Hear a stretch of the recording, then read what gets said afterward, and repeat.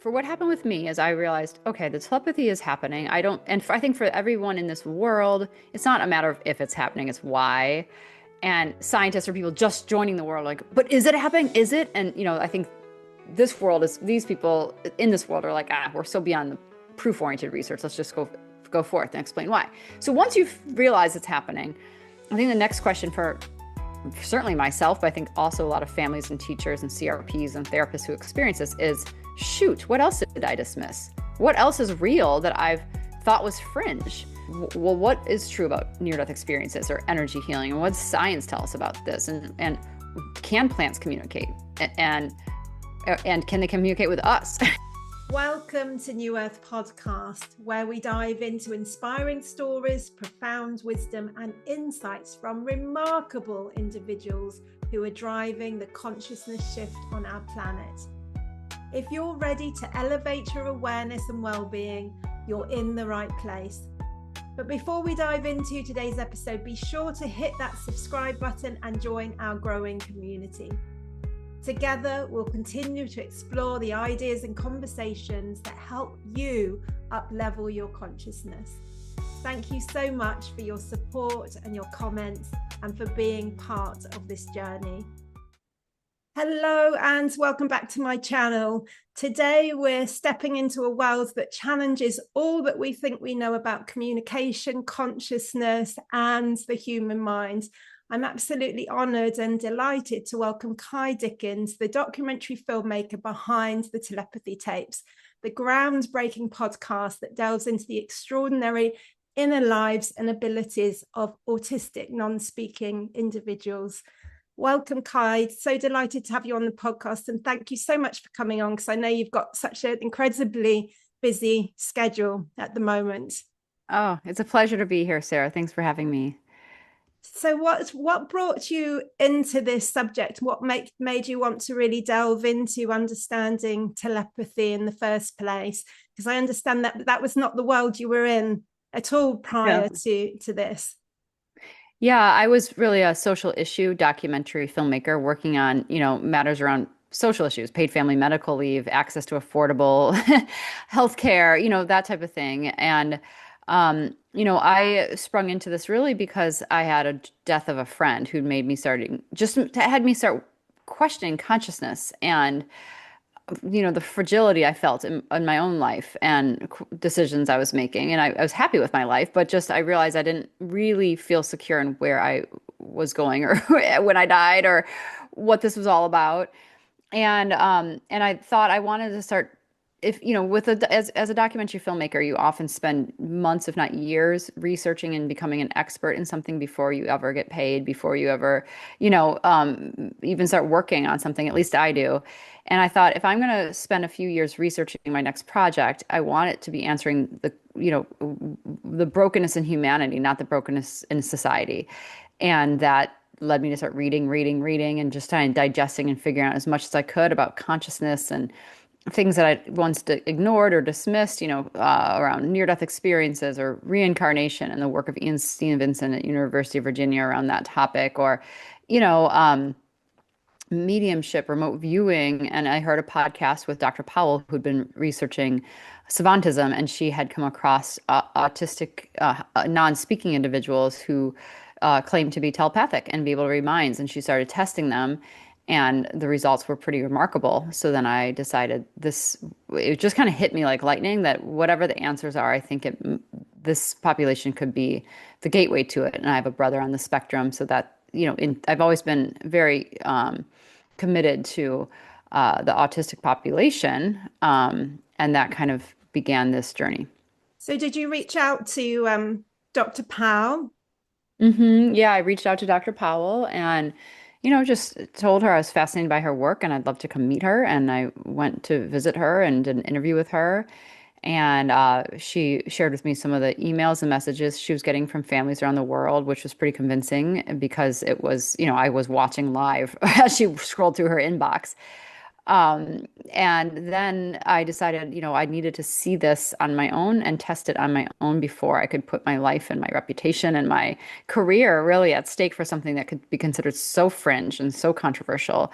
I wanted to only be behind it if it was the truth. And so I asked her to put me in touch with one of a non-speaker she'd never met yet named Mia from Mexico. And I thought, well, this is great. If we can bring Mia up from Mexico, there's no way Dr. Powell could have like tampered this with her. Not that she would. Dr. Powell is a very credible, amazing scientist. I just wanted to have like a fresh slate. And so I rented the location, brought in the crew, covered up the mirrors, covered up any reflections in cameras, set up the room with multiple GoPros, and we did tests on Mia, and it was extraordinary to watch her be able to identify numbers and words and pictures that her mother was looking at when she was blindfolded behind a partition.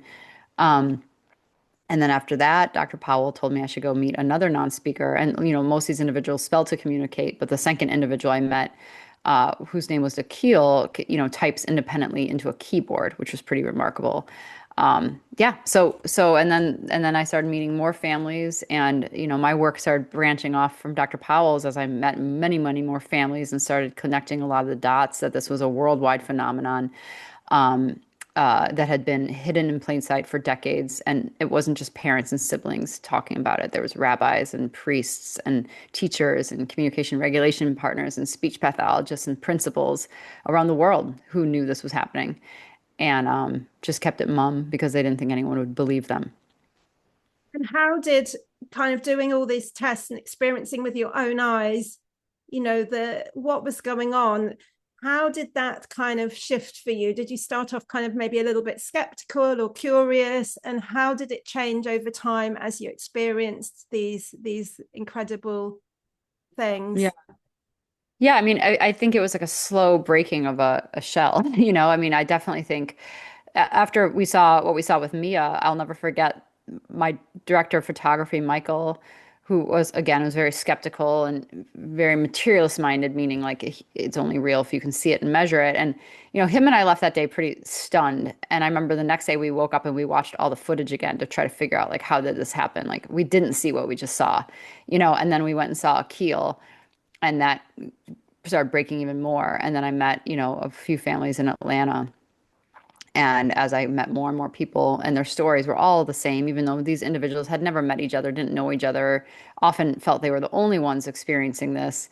What I started finding were families concerned with the same things, experiencing the same things, going through the same exact pattern of, having moments with their children their whole lives that made them think that they were reading their thoughts. They decide that they want nuts, and then all of a sudden the child shows up with nuts, or they lock the candy, or the cabinet with sweets, and they think about the combination of that sudden their kid is there, or just all sorts of stuff that can't be explained. They'd be having negative self-talk, and the kid would start crying or hugging them. Just all sorts of stuff. But then when the parents or the siblings started typing to communicate via a letterboard with the child, often those events were validated. And then the parent went through a period of like complete disbelief, testing it with other people and having other people confirm it or bringing it up to others in the community or teachers, and the teachers and other parents saying, yeah, this is true. We just don't talk about it. So, pretty quickly I started seeing how big this was and how corroborated it was. And that's, I think there's a lot to that, right? Like a shared experience by the multitudes means something. And it seems to be more than just telepathy as well. From listening to the podcast, there were experiences where it's kind of savant skills or extrasensory perception, like learning languages, calendar calculations, all kinds of things that haven't been learned that can't be accounted for, reading books from the other room that family members reading and knowing all the information. So it seems to be more than just telepathy. What's your understanding of what might be going on there? Yeah, and in the podcast, the telepathy tapes, we actually do kind of look into some of the science, and in the film, we kind of explore it even further. And the film's going to be out next spring. But I think there's a few different hypotheses. Dr. Rupert Sheldrake, who's a biologist from Cambridge, he has kind of a theory that just like the Earth has a gravitational field we can't see, but we know it's there, or a magnet has a magnetic field that we can't see, but we know it's there, that our brain has a mental field that extends beyond us. It's powerful, and it, in particular, kind of overlaps with people in our shared group, and so for social animals like dogs or, elephants or, dolphins or humans, this would be, especially paramount. Um, I know there's Dr. Powell's doing some telepathy studies right now, I believe with Stanford, where they're looking at biophotons, like is information transmitted through light. I think if I have this right, that theory would say you can't do this from other rooms, but we've been following the work of another neuroscientist, Dr. Julian Mossbridge, who's been working with non-speakers in Chicago. And at this point, she has repeated studies over and over again with non-speakers in different rooms across a building. And I've talked to many parents who say if they have a thought, across the country, or their child can pick it up, or across the world, or so. Um, how do you explain that? I have no idea. I think from our current scientific models, we can't. And that's why I'm very thrilled that so much more funding into research around this is happening. There's a lot going on in the science around this. And I would hedge a bet that something in the quantum field is what's responsible, that somehow we're all entangled.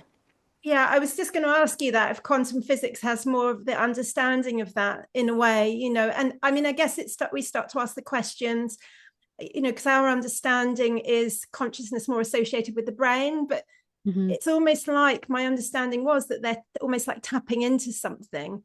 So Yeah. it feels much more like a field that we're all in. I think so. I mean, yes, I think that if you think of consciousness, like we're all in the ocean together and we're droplets in the ocean, but like the one is the same, and that we have a dissociative boundary that which makes me think I'm Ky and you're Sarah and we all are separate, but we're not. And I think for some individuals, that boundary can disintegrate, whether that's through, something that happens in their brain. It could be through psychedelics. I mean, there's all sorts of things that can make that boundary disintegrate. Um, and and I think when that does disintegrate for people, they realize that we're all connected, that we aren't separate, that we all are together, that we are one, and that all the ancient traditions have been correct all along. And this idea of us being individuals is a farce. It's an illusion. Um, and I think we need that illusion to survive, to feed ourselves and to take care of ourselves and to function in the world without having messages and telepathy and signals and psychic abilities and stuff flooding our brains at all time. But I do think some people are more keyed into that than others. However, yeah, I think the quantum world helps explain this because we know things can be entangled there forever. And um, but again, like the research is really just starting, and I think we're gonna have answers, I think, in the next few years for sure. It's interesting what you're talking about with the disassociative boundary, and that perhaps the autistic individuals, don't have that so much. So they're much more in touch with the reality in a way, what and who they really are, because we've got this illusion of separateness that perhaps isn't real, or at least, in the spiritual world. It's interesting because if you approach it from the angle, I know a lot of your research is like breaking down that paradigm of the materialistic point of view. But most of my listeners, they're very kind of spiritual. They're coming at it from the spiritual angle. So that 0 point field, that oneness, God, they're kind of already there with that in a way. So I find the whole dissociative boundary very, very interesting. And also, with all the solar flares that we're having at the moment, lots of people are saying that in a way the veil is thinning, and in a way Hmm. we are all going through this process of having to kind of really remember who we are. So I'm just really curious whether you feel that these incredible group of people, whether they kind of can, there's just so much to be learned, because there's so much insight here, and how can we really enable their voice to be heard? Yeah, I think the non-speakers that I have been in touch with regularly definitely feel the energy, feel the attention, feel that everyone is focused on them. Um, and I've asked at times, is it too much? Like, do you want me to stop? Should we just pause on this? And the message I keep getting is go forward, keep going, keep going. Like the world is ready for this and needs it right now. And I think that our next step in having this knowledge out in the world needs to be really assisting these non-speaking individuals to be able to be amplified and met. in a way that serves them, not serves us. So, typing or spelling to communicate is using a letterboard like that. There needs, in order to do that, it's almost like sign language. You need a partner to assist you, a communication regulation partner to kind of ground the space, ground the energy, to help bring the non-speaker from like their more maybe non-physical world that they sometimes can exist in because they often don't feel their body, they even have a body or can't control their body, to our world. And so we need more people to be CRPs, to work with them, to get trained in this. Like, and then we need to create spaces that work for them. Like I have been with non-speakers while filming where they become extremely dysregulated, but if we bring them to the forest, it's like it's like suddenly they have complete control over their body. Or spaces where they feel safe to be in communion with other families and each other. I think for many families who have non-speaking individuals, it is you feel completely isolated. Like you can't go out to dinner, you can't go to a movie, you can't go on vacation because you're always so worried of disturbing people, that your child is making noises or might scare other children. Like these unfair things that make it so hard to just exist in the world. And I think just creating a space where we can understand that the dysregulation that might be coming from a non-speaker, their inability to control their body or their noises, doesn't mean they're not smart, doesn't mean they're not in there. And that's not at all who they are. It's just an unruly body that's betraying them in many ways. And so I think the more we can like clear our thoughts, be focused on our own energy, grounding our energy, leading with love. They have said over and over again, our thoughts, our feelings matter. They don't just stay in our body. They push out to everyone. So all of us, by leading with love, being kind, will start to change the world. And if we can create spaces that also are thoughtful, nature-centric, inclusive, and loving, I think non-speakers can thrive. Beautiful. And I love that about your approach, in the podcast, because it must have been a very fine line for you between, the scientific aspect, which is all about validating, testing, and then being respectful to the families and, how we can enter their world. Mm. Um, and it must be quite a difficult line to tread for you. Yeah, and it's a line I'm walking almost every day now for the past few years, but what I have found is that many of the researchers and scientists in this space felt comfortable with talking about telepathy, testing the telepathy. And I kind of was comfortable there too. I started becoming totally confused and almost like, what is happening when non-speakers over and over and over and over again would talk about um, God traveling to other places, communicating together on a place they called the Hill, having gifts like remote viewing or being able to, diagnose or heal someone, or communicating with the other side, with spirits, with each other. I mean, so many non-speakers have told me, like, we've been filming, and there's a young man while we were filming who said there's 27 ephemeral beings in this room right now. And I thought, there's just three of us, and he said, no, there's Wow. some of them are non-speakers and some are spirits, and even named some of the spirits. And I think that conversing with the other side was frequent as the telepathy, abilities to speak other languages inexplicably, to know information just by being in someone's direct field or in the room with them or near a book. I mean, it was so unbelievable. So I was like, do we explore this? And some of the scientists were like, no, no, no, it's going to make it all seem too crazy. It's going to make it seem too out. Wow. You But I can't guess do you've it. got more license now in a way, because it's been such an incredible hit, the podcast, and you've got funding, you've got more license to explore some of the Yeah. other areas that you started to connect in with. Can you tell us a little bit about the Hill? Because I found that absolutely fascinating. Yeah, for sure, for sure. Yeah, and even just to finish that last thought though too, I mean, I do think that like for non-speakers, that to censor them felt completely incorrect. Like it might have felt uncomfortable for science or for materialist-minded people or people who want to believe but somewhat skeptical to have all these other thoughts introduced.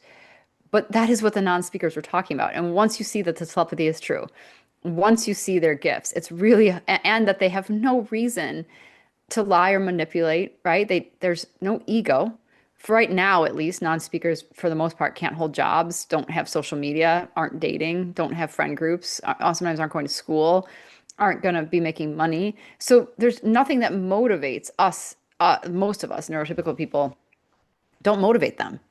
So, and it takes so long to spell anything that the idea of lying about any of this is just unfathomable. It's preposterous, preposterous, really. Um, and so anyway, so for that reason, it was like, yeah, I think they're telling the truth, and this is widespread. And the Hill is a great example of that. I first heard about the Hill in Atlanta, from a mom named Libby, and she said her son John Paul goes there, and then from another mom named Katie, and she said her son Houston goes there. And then I talked to the non-speakers about it, and they could tell how many people were there at a time, and that zip code and distance doesn't matter. This is a place where they can go to support each other. They explained it to me kind of like a channel you can just tune into. It's a different frequency, easy to access with your mind, with your consciousness, with your thoughts. And there's a lot of encouragement there, a lot of love. Many parents say that when their child is, they can tell they're on the Hill because they're laughing out loud or crying. And sometimes right when they're done, they spell something. I want to talk to this person or that person, or we have to go find this. And so it's information maybe they gain there. So when I first heard about it, I thought, okay, maybe this is just an Atlanta thing. Again, I didn't doubt the parents. I just didn't know what to make of it. And then I heard about the Hill from a minister at a megachurch in Arizona who he had just found out about this world and was so blown away. He thought he'd discovered this world of telepathy and non-speakers and started writing a book about it. I got connected with him, and then he told me, some of these kids talk about going to the Hill. And then I met a teacher in Illinois, and she talked about the Hill. And I talked to a father in Israel, and he talked about this Hill.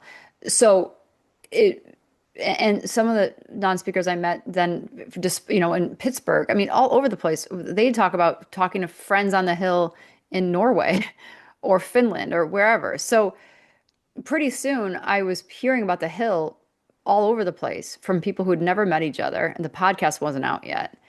And it was stunning to me. It verified it. It's incredible. And it seems that they're very much operating outside of time and space as we know it, by kind of connecting in with all these different places and ancestors from the past, the future. It's so it's really, I think this work that you're doing, it's really going to be deeply changing our perceptions of what is possible. Yeah, I hope so. And I think that work with the ancestors is really fascinating. I mean, that was another thing I wasn't expecting. It's nothing I ever thought about or I necessarily believed in, but many non-speakers have brought this up that like our ancestors are deeply concerned with what we're doing here. They're working alongside us, almost like a parallel universe, trying to correct, kind of like bad karma maybe from their lives or bad choices they made, helping us to make better choices we can engage with them and ask for more help. And like I was like, what is happening? I mean, it just felt so foreign to me, who Wow. wasn't in this world, at all, before I started this project. And again, it's been repeated so many times now that um, it's beautiful and it's comforting, I think.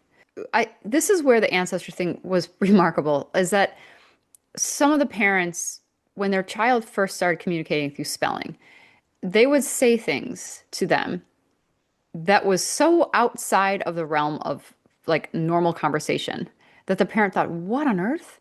Like they might say, oh, you know, BB is here and she wants you to know to water your flowers or something. And they'd be like, BB, like that's my great aunt who used to watch me when I was little, who was obsessed with gardens, or, and the Wow. parent would say, why are they talking about great aunt BB?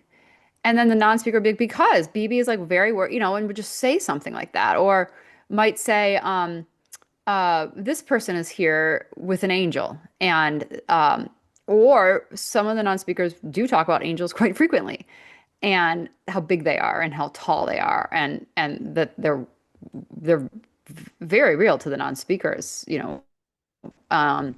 So these are the type of conversation, and it was fun too because some of these parents, when they first are discovering this, they come from maybe a very secular, very skeptical, points of view, themselves. Most of the parents in the film, at least for the telepathy tapes, there's a lot of subjects who are different from the podcast.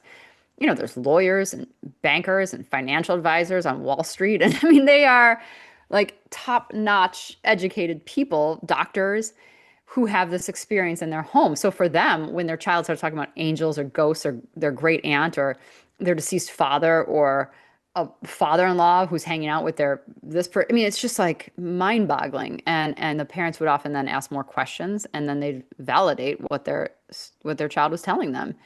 Um, so what a fun journey. I mean, it's gonna be It's so an hard. incredible Yeah. journey, and Yeah. I love anything that brings together science and spirituality, and quantum physics really excites me this because it, Mm. it it kind of is making that bridge. I feel that with your work, it's going to, Mhm. because you've got a second podcast series coming up, haven't you, in the fall? Yeah. Yeah. So our season 2 will be released September 24th. And I think people will love that because after for what happened with me is I realized, okay, the telepathy is happening. I think for everyone in this world, it's not a matter of if it's happening, it's why. And scientists or people just joining the world, like, but is it happening? Is it? And I think these people in this world are like, we're so beyond the proof-oriented research. Let's just go forth and explain why. So once you've realized it's happening, I think the next question for certainly myself, but I think also a lot of families and teachers and CRPs and therapists who experience this is, shoot, what else did I dismiss? What else is real that I've thought was fringe? And so that's where we're taking season 2. Like, well, what is true about near-death experiences or energy healing, and what does science tell us about this? And can plants communicate? And can they communicate with us? And these questions that feel maybe unbelievably impossible to some that there's scientists and experiencers, but also some non-speakers as our guide in season 2 as we really e- expand out of just telepathy into some other unbelievable topics. And you'll be working with the nonverbal autistic individuals again, or you'll expand It's out so, of that as well. Yeah, we're expanding. There are some non-speakers for sure. So it's really exploring these greater topics, and there's definitely non-speakers laced throughout the season. Not in necessarily every episode, but certainly in some of them. Super exciting. Is Mhm. there anything else that you'd like to share that hasn't been shared about the work that you're doing? I know spelling is very controversial and there's kind of a lot of pushback, and it just must seem so frustrating when it's for you just so undeniable to be kind of met with this constant pushback. I think it's traumatizing for the families and for the spellers. Like if you're in the midst of a speller who's trained and worked hours on this and getting their motor planning and worked and can spell with different communication regulation partners and are spelling things that the people in the room don't know or aren't interested in, there's no denying who's authoring this message. And I think what happened, I talk about this in the telepathy tapes, is that spelling really went through an attack and it got stigmatized after some scandals with facilitated communication. And the way I think about that is like if there was male practice in, let's say, chiropractic work, do you shut down all chiropractors everywhere and all the work, or do you say that was really unfortunate? There were some really bad chiropractors that really ruined some lives, and what happened with spelling is the whole thing was just thrown out. And it's interesting because there's always been these debates around language. Sign language took hundreds of years to be accepted. It wasn't even accepted in schools until the late 70s, early 1980s. And up until then, they were demanding them try to, deaf people try to read lips. What? I mean, that's like so unfortunate. Braille was really controversial. And individuals had to test that they could do it in front of a room. And when they were showing, when blind people at the school in France were showing that they could speak and read Braille, people thought they were cheating, that they pre created these tests.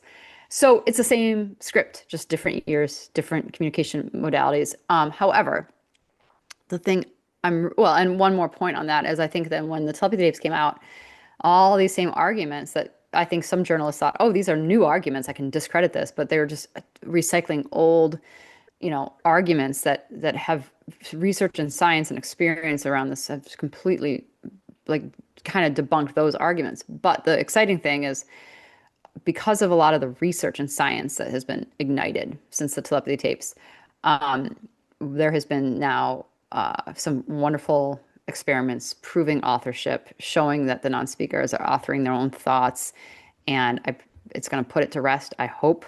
Um, Yay. and and then we can move on. That's wonderful. So it's got the potential to sort of change the whole education really I for the hope so. non-speakers, as well as the potential for adding to this kind of paradigm shift that we're all going Yeah. through. The New York State Assembly just passed a bill pretty much enshrining that non-speakers should have the right to spell in schools. And I just, everyone listening, if you are living in the States or if you're living across, the pond or in any country, just lobby your legislators because these bills can pass. It's a matter of human rights to be able to speak and communicate and function in the world with the communication modality that serves you, you know? Absolutely. Incredible stuff. Anything you'd like to share, and what is the key message that you feel that you've had for from the non-speaking individuals about what's important for humanity at this current time? Yeah, that's a good question to end on because it looks like I have about a few minutes left. So I think, at one point I asked non-speakers, what is love? And they have kind of all said a similar thing, which is love is anything that unifies. It's such a smart, easy way to think about it. Um, and I'm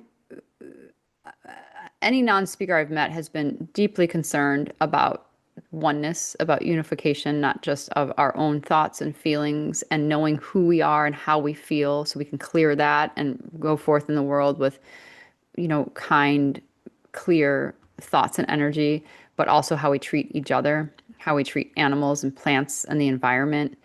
Um, none of this is new. It's something we've all heard over and over and over again, but I just hope that people are listening to these, kind of new messengers who've come forth and earned, I think, the respect that they are now receiving around their knowledge. And again, there's nothing about ego. It's not about money. It's about being fully present, tapping into, I think most on speakers would say all of us have these gifts. We can tap into them. Silence your mind, be super present in the moment, don't have an agenda. And that kind of, these things can open between individuals, and that type of communication is rooted in love. All these gifts are rooted in love.